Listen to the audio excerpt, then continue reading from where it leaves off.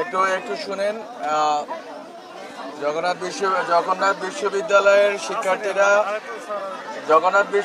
শিক্ষার্থীরা যেই দাবি নিয়ে এসেছিলেন, গতকালকে রাতে আমার সাথে কথা হয়েছিল যে আমরা আজকে রাত্রে বসবো। আরেকটা কথা হয়েছিল যে আগামীকালকে শিক্ষা উপদেষ্টার সাথে কথা হবে। তো এই দুটি কথা আমাদের ছিল যে আমরা বসে ডায়ালগ করে আমরা কথা বলে এটা সমাধান করব। কিন্তু যেহেতু আপনারা ন্যায্য মনে করেছেন, আপনারা রাস্তায় নেমে এই দাবি আদায় আপনাদের কাছে ন্যায্য মনে হয়েছে, সেটা আপনাদের অধিকার বটে।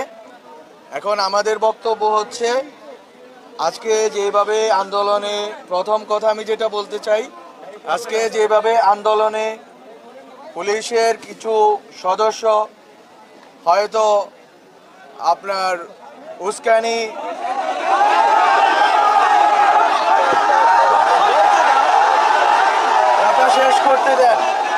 কথা শেষ করতে দিতে হবে।